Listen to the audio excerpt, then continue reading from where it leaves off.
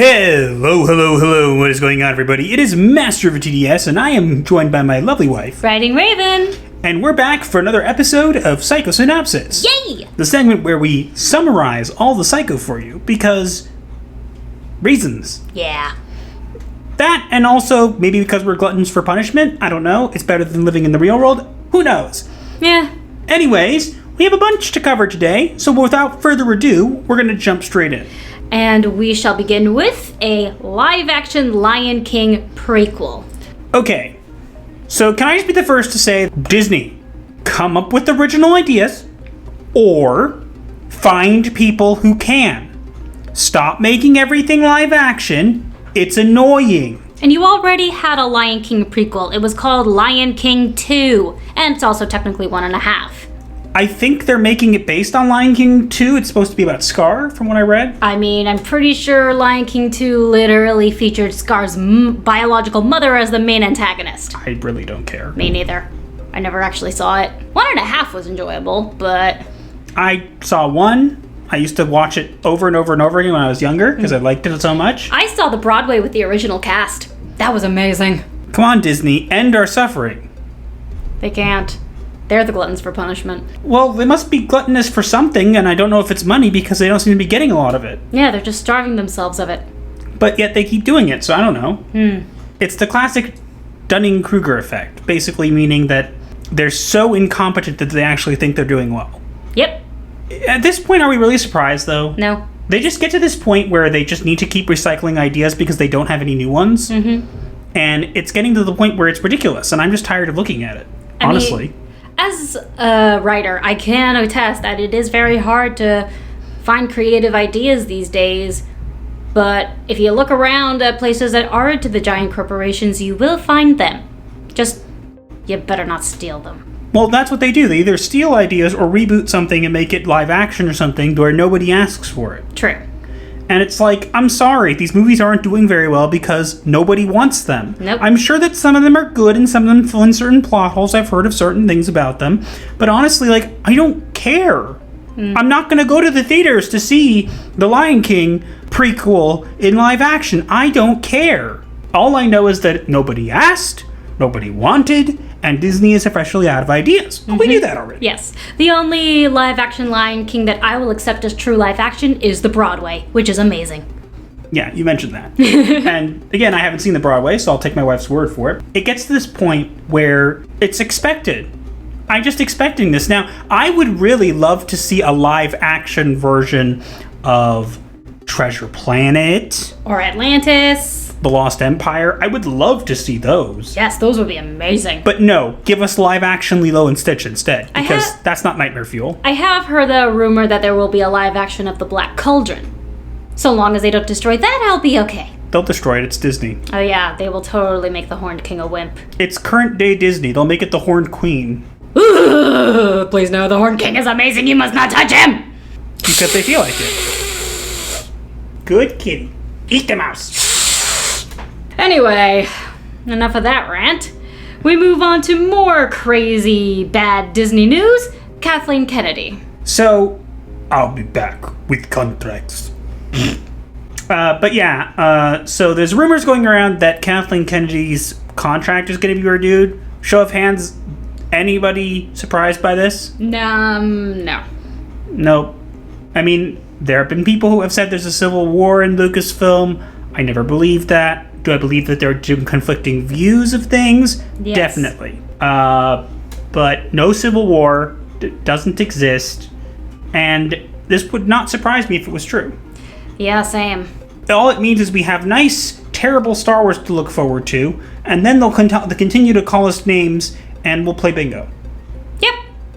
It is fun bingo. But yeah, again, not surprised by this. You'd think like we'd have more to say about it. Like, I don't care at this point. Like, it's just like, oh, okay. And so things will stay as the way they are, which is terrible. At this point, even if she left, what would that do? Nothing, because someone else incompetent will probably take her role. Well, that, and also they've made it very clear that all they care about is money. They don't actually want to keep the canon. They want to cherry pick things from the EU that they feel like they can use, and then say, oh, the EU's no longer canon, except when we want it to be. And then "Oh, look at our original idea," said But- no one. But honey, you said that they just want to make money, and they're losing money instead. But you see, they keep doing it, which is what I'm saying is they keep thinking that they're going to make money or they're going to do whatever. I don't know what is going on behind the scenes. What I do know is that they're not doing as well as you'd think. Do I think they're making no money at all? No. Do I think that they are making enough money that's going to continually keep them afloat? No. It's not going to work like that. They're going to have to figure something out, and they're going to have to do it soon. And if they don't, I'm hoping that eventually they hit like a breaking point where we get to a point where there's actually something decent to watch. Like that'll happen. Yeah, probably not. But again, not surprised in the slightest. Not at all. Oh no. Anyway. Moving on to Dan Slott. I'm nothing without Twitter. Ho, ho, ho. My suggestion was that because he looks like Santa. Yeah, he does. So those of you who don't know Dan Slott is a current writer at Marvel who does certain comics. I don't care enough to look him up. Honestly, I'll be frank with you. I'm sure if I looked him up, I'd find information. I don't care. Seriously. I do not care. I care so little that I just wanted to make fun of him. All I do know is that he is obsessed with Twitter and doesn't get things done on time. And he hates anybody who does crowdfunded comics and stuff like that, including people he deems in Comicsgate. But that's not enough for him. No. Tell us more. Dan Slott, as we understood, whenever he doesn't like somebody, if you're following the wrong people, or the wrong people are following you, or you just breathe on him wrong. Oh no, you're harassing me! You're part of the Comicsgate! Block, block, block! Yeah, didn't he block you? Yeah. Doesn't surprise me. Again, this is just another rash of these people doing these kind of things. Now, why are we bringing up Dan Slott? This is nothing new. Well, there is something new. So this is a conversation. Let me set the context here. So a person commented on something that Dan Slott said at one point. And Dan Slott got upset at them wherever because they were following some people he deemed Comicsgate or he didn't like. And so he blocked them, but responded behind the blockchain. Oh dear. So this person went back at them, basically said, "Oh, I don't know why you blocked me, you're weird, whatever." Long story short, they ended up working things out. But, oh no, this person had the audacity to retweet "Bounding into comics." Oh no. Shocking. And because of that, the Bounding into Comics article on how Dan's a moron, which is not the first one he's gotten, so he should at least be used to that by now. Yeah. He decided to go angrily into the comments. Let me read some of them for you. Go ahead. "Oh, for F's sake, why is that the first and third post on your feed? Why?" He asked me to talk about the article I stuck up for you and said you were actually a good guy. Really did. You can watch it. And the third post is me saying, "Oh boy," because it's the website, Dan. I'm not an man. You can fill in the blanks for yourself. Eugene is a Comicsgate guy. The whole reason I originally said I was blocking you was because you were following Comicsgate people, and you were like, "I didn't know that," and you were giving them a boost on your site and getting their word out there. Huh? I even came on here to tell you, Comicsgate is a hate group, blah, blah, blah, blah, blah. Here's all my proof that are selected articles from Inverse and the Washington Post and the Miami Herald. I'm sure all these are super credible. No. And then he says, "I'm not into that side of comics. I'm actually quite ignorant on Comicsgate, because they're cult, my friends with John, whatever." And he deleted the tweets, and Dan's like, "Thank you." But this person decided, you know what? I'm going to come to Bounding the Comics and give him this stuff, because Dan should not get away with this. And you shouldn't. Mm-hmm. Dan Slott. Chances are, eventually you will see this because you're a paranoid weirdo and you have nothing better to do. Let me make something very clear, Mr. Dan Slott. I'm giving you a Mr. because whatever reason. You spend so much time on Twitter that you have lost touch with reality. I understand if you have conflicting views with someone. That is perfectly okay to do. But you should not be policing your followers and stuff on Twitter based on who they follow. You should not be going through your follows. You should not be going through your follows and seeing who this person follows, who that person follows. No. Mm-hmm. Why don't you spend time actually making the product that you claim is so superior to everybody else's, huh? Instead of spending all your time on Twitter, which makes you get nothing done. But you can't help yourself because you're like a kid in a candy store. Ooh, piece of candy. Ooh, piece of candy. Guess what, Dan? your work sucks because it shows. I'm sorry, maybe you're a good writer or whatever, I don't know, but you're slacking off and it shows. And your behavior just shows that what you really are is an oversized child. I'm sorry. I know it's not something you want to hear, and it might make you go into a huge rant, because that's who you are. And guess what? If you do, it'll just justify me. But here's what I have to say. I am following some people in Comicsgate, and some of them follow me. I bought some of their products. I haven't bought any of yours, Dan. Ouch. Haven't bought any of yours. And do you want to know why? Because you are a petulant child. Yeah, and the other reason is because I would have actually been interested in looking at some of your stuff probably in the past. But when you behave like this and think it's okay to do because you're being a hero, you're not a hero. You draw them, and you do it terribly, and you do it badly. Come back to reality. I know that's something that's difficult for you to understand, but where you are is not reality, Dan. And you need to take a big step off your high horse, come back down to earth, and understand that just because you don't agree with somebody doesn't mean that you get to go around policing them. Yeah, pretty much. You're not the police, Dan. You write comics. There is a difference. You write comics. They write comics. You don't have to like them. They don't have to like you. But you also don't have to behave like a petulant child. Because let's weigh it together. They have certain views you don't like, and you have certain views they don't like. Who's the one who blocks them, though? Who's the one who polices them, though? That'd be you, Dan. And who's supposed to be the hate group again? Just throwing that out there. It's a deflection. Yeah, and not a very good one. Dan, stick to writing comics, because even that you're not good at. But you're definitely not good at deflecting. Speaking of Dan Slott, because he wrote Spider-Man in the past. Well, not these ones. Obviously not. The Spider-Man No Way Home trailer. All this nostalgia in the palm of my hand. So, here's the thing. I really like the original 3 Spider-Man. They are pretty good. It was Tobey Maguire, right? Yes. I don't think he was a very good actor, but they were very good movies. And then there was the ones with Andrew Garfield, and now there's the ones with Tom Holland. And they're obviously showing in the trailer, we got some interesting things. We got a goblin bomb. And we got this guy, Alfred Molina, reprising his role as Doc Ock. Okay, so whether you like Andrew Garfield, Tobey Maguire, Tom Holland, all 3, whatever. This portrayal of Doc Ock was amazing. Yes, this portrayal of Doc Ock was probably the most spot-on villain they've gotten in all their movies. And so I personally would watch this just for him. I'm not saying the movie's going to be good. I honestly don't think it's going to be that great. But if it's a crossover between all the Spider-Mans and they bring them in or whatever, that'd be really cool. So long as the writing is good. But here's the thing. If I am going to watch it, I'm obviously not going to do it in a theater or giving Disney any money. Some people say they're going to, boycott Disney and then go and watch it or whatever. I'm not going to do any of that. If I'm going to watch it, I'm going to watch it a different way. Winkety wink. Do what you want because a pirate is free. No? We're not encouraging that. You just happen to spontaneously break out into song. Nothing to see here. Sorry. But yeah, as I said, all this nostalgia sounds really good, and it looks really good, and maybe it will be. I hope so. But even then, I'm not going to give Disney money about it, but at least it looks interesting. It looks probably like one of the biggest movies that is going to be out. Definitely. Because let's be honest, Shang-Chi's already doing... terribly. And then the Eternals no one cares about. Not at all. But I guess we'll have to wait and see. Indeed. And so we move on to What If Episode 3. So let me preface this by saying that we didn't watch this. We did not. We watched a review of it. And we've done our own research on it, and we've made our own decisions based on what we've learned. If you don't like that, I apologize. You may click off the video. Indeed. But here's the thing. We're not giving Disney any money. No.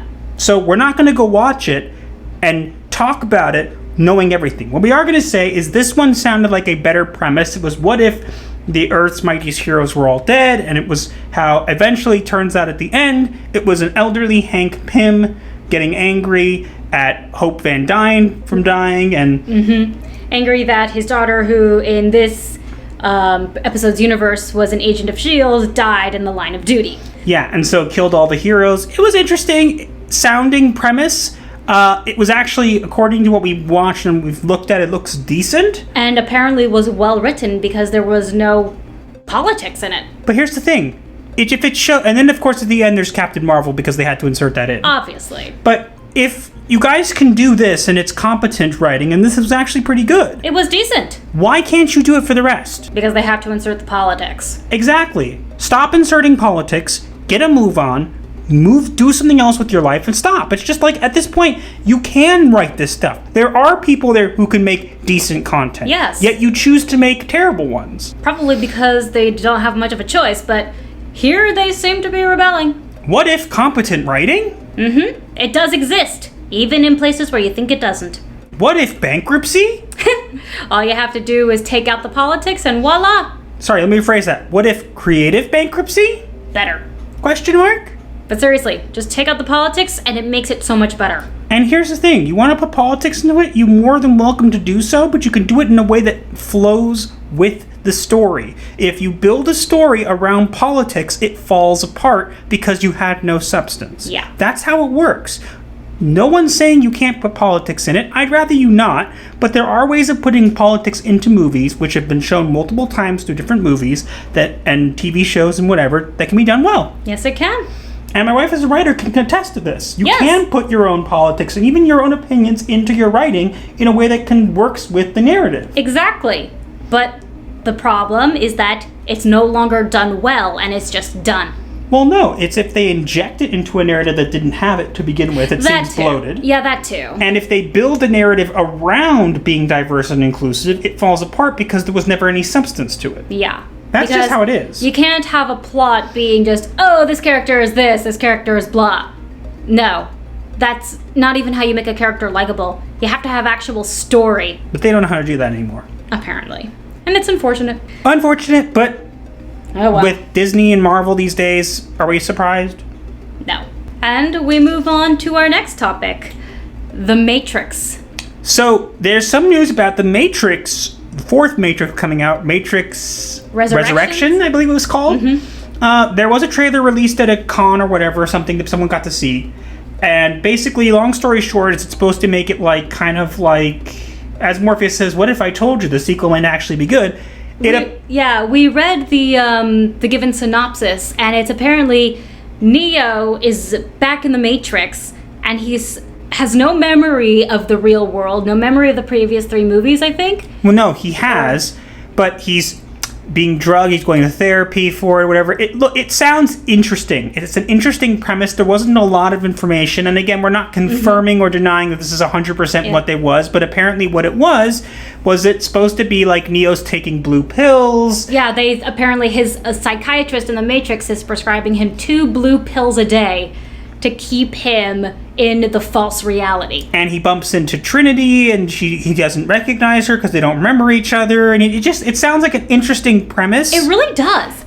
Especially if you think about how and spoilers, how Neo died at the end of the 3rd movie, then if this is called Resurrections, then they're saying, what if he never really died? Or maybe, what if he's never really gone?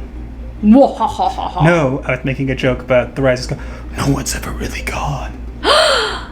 Palpatine returned somehow. At least in this one, it sounds like they might actually explain it. Yes, I'm still a little bit worried about it. But at least the premise sounds good. It does. I'm willing to give it a shot. We need good entertainment these days. If they can deliver a good 4th Matrix movie that actually does well, I'm more than welcome to it. Give me. Yes. I will pay money to go see it if it's good. If it's trash, I'm not going to. Yeah. Simple. That pretty much, and that's really all we have to say on that matter. And so we move on to our last topic. Now here's the big one. Cowboy Bebop. Okay, Oh boy. So I want to preface this by saying I have not watched it yet. I plan to. I have watched the first few episodes, but I never finished it. I plan to finish it with my husband, starting from the beginning. Yeah, and we're going to do that. At some point. Probably actually soon after this, because this actress is not helping herself. Not at all. We have to explain that what you're seeing here is a live-action version of Cowboy Bebop that they're making for Netflix. Yes. Apparently it's either going to be a live-action movie or series based on the anime and manga, and as someone who has seen at least a few episodes and knows the gist of the story, it already looks like it's going to suck. The only one who actually looks accurate is Spike, the one in the blue suit. The guy in the middle, the black guy, his name is Jet Black. In the show, he's not actually black. The dog, Ein, is supposed to be a super intelligent dog and doesn't require a leash. And the worst part, which is the part we are here to talk about, is Faye Valentine. Yeah. And so basically, we're going to talk about Faye Valentine here because the actress for Faye Valentine has gotten criticism. The character of Faye Valentine is a femme fatale. She's supposed to use her womanly charm and appeal to... seduce men and get what she wants. Exactly. That's her character. But as you can see, she's all covered up here. Yeah. Which she's not supposed to be. And fans are voicing their opinion on it. But of course... It can't be that fans have valid opinions. Fans bad. So here's what we got. Play it. Hey guys! So as you know, our Cowboy Bebop first look dropped today, which was so exciting. And I just wanted to address a couple of things that sort of keep coming up in the comments amongst fans. First, I wanted to apologize to the fans that I did not anatomically match the Faye Valentine character. 6 foot, double D size breast, 2-inch waist. They looked everywhere for that woman and they couldn't find her. It's kind of weird. So they just went with my short ass. I know. Am I right? There was talk about can we put Daniela in a time machine and maybe give her different parents so she has different genetic information to sort of make her look better? It proved to be too complicated. And the other thing I wanted to bring up was I want to apologize that the outfit I'm wearing is not exactly what she wears in the anime. We tried, but doing stunts in tissue paper, things disappear, they rip. Sometimes it just got lost. Anyway, like I was saying, that original costume, they made a couple of them, but like I said, they got sort of slurped up in my various crevices, never to be retrieved again. So we needed to really build something that could withstand the test of time. So just, So we just let her narrate her own stupidity. Yeah, pretty much. And I have so much to say on it, if Go I may. ahead. First, if you're so worried about not being the right cup size, just put padding in your bra. Second, standing the test of time. The anime has stood the test of time. Why do you think it's still so popular? That, and also here's the thing. Nobody was saying that you had to be a certain size. First off, actually, Faye Valentine is not 6 feet. She's 5'6", I believe. Mm-hmm. So average height for a woman. So, hey, the character you're playing? You don't know anything about her. Yeah. Second, when people do this, what this tells us is the movies and the show or whatever it is going to be bad. Mm-hmm. Because if they were really so sure it was going to be good, even with the changes, guess what? What? They wouldn't say anything about it. That's true. And it sounds more like you're projecting that you are not more like Faye Valentine. But wait a minute, what's this? Oh no! This is you in a different movie now, isn't it, Daniela? What's that? Someone edited you so you look like you're wearing Faye Valentine's outfit? I thought you couldn't wear tissue paper. Liar. But that stunt you're doing, it can't be allowed. It would get slurped up into your various crevices, which, by the way, no one wants to look at. So. Yeah, I think she's just complaining that she doesn't have Faye Valentine's exact dress size. We're sorry that we can't put you in a time machine and give you a better personality. We could always just get plastic surgery to remove her mouth. Evidently, when it got slurped up into crevices, the one it didn't get into is your mouth, and that's the one it needed to get into. Mm-hmm. Seriously, though, this is gonna suck. This is just gonna be so bad. And you're a hypocrite. Look, if you didn't need to say anything, but you had to. And you just had to get back at those haters. The people you're talking to in that way are the people who would have watched and now aren't because you made them no longer feel like they are welcome. The cosplays always look better. And besides for that, didn't she delete the video afterwards? Oh yeah, and as an update is that she deleted the video. Probably because Netflix told her to shut up. But Kevin Smith told us that Netflix doesn't care, so they shouldn't have deleted it, right? Did your video get slurped up into one of your various crevices too? That was actually funny. So yeah, good luck with your movie, TV show, whatever it's going to be. When it fails, we'll all know why, and the finger will be pointing at you. As we laugh and watch the original anime. And again, you could have just said nothing. Yeah, seriously. You could have proved us wrong, but the fact that you've come out and say this, I'm calling it now, it's going to be terrible. Yep. Most live action adaptations of anime are, but the fact that you had to already come out guns blazing saying, hey, your fans are all haters, nobody cares. As far as I know, there has never been a good live-action adaptation of anime. And now, anybody who would have watched your thing won't. Exactly. And the ones that will only do it to hate watch it, and the couple ones who do want to watch it and actually like it probably won't do so for legitimate means. So basically, congratulations, you have lost money. I know you probably have some room in your various crevices for that money, but we wouldn't want to objectify you. You know, we'll just put you on a stripper pole. We wouldn't want to like objectify you or anything. So instead, we'll just give you a nice little pat on the back and say, go ahead with your life and congratulations on your failure, because that's what you're going to do. One more thing I will say on Cowboy Bebop is they haven't shown any pictures of Edward, the redheaded child. Well, how much do you want to bet he's a black now? Probably. Because can't have redheads. Redheads bad. But you black people are changing black people? How dare you re? Yeah, pretty much. Anyway. These people are so hypocritical, it's not even funny. I know, right?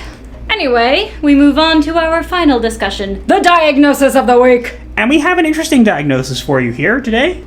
So, that, as I said, you know, we've been trying to figure out some new diagnoses for you. We probably will have to recycle some at some point. But the diagnosis of the week, this one I think fits pretty well. Do tell us what it is. So the diagnosis of the week is stonewalling. Please explain.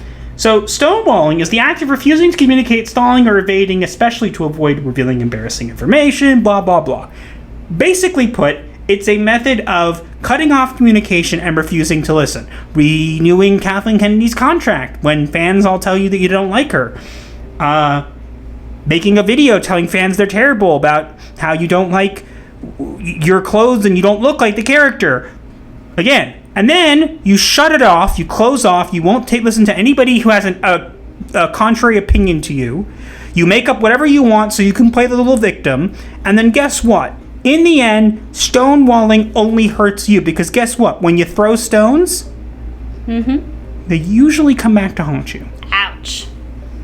I completely agree with this diagnosis. But yeah, so again, just kind of a similar tactic at this point. We're not surprised. You just purposely do this. They do this just to get angry people. So here's what I would recommend for anybody who's out there listening to this. I know you might be tempted to, and we will be tempted to as well, but we're not going to watch Cowboy Bebop live action when it comes out. Not at all. We're not going to. And we recommend don't even hate watch it. Don't even give them the satisfaction of watching it for hate. You want to watch it somewhere else, off of Netflix. Don't give them the satisfaction. These are the same people who glorified cuties, but say, oh no, we can't have character Faye look like character. Bad. Yeah, just watch the anime. And again, Netflix doesn't care about us, so you not watching them shouldn't affect their bottom line, right? Pretty much. At least that's according to their logic. Hey, and one more thing, Danielle, you should have whatever crevices you seem to have that have like an endless storage capacity. Can we just like suck up Netflix in there too? Ouch. But yeah, that's all for this week. Let us know what you think. Also, make sure to like, share, comment, and subscribe with notifications on so you do not miss your weekly therapy session. Or you will be charged. And we are very close now, at the time of making this video, to 500 subscribers! Yeah, so please make sure to subscribe and share the video with anybody you feel like might enjoy it, because we do take referrals. Indeed. And follow us both on Twitter at Master of the TDS and at Writing Raven 2. Also follow me on Wattpad at Gothic Writer 613 for well-written stories that are actually good and have no wokeness whatsoever. Which we need more of. Exactly. And yeah, that's pretty much it. We'll see you next time. Gothic Therapy,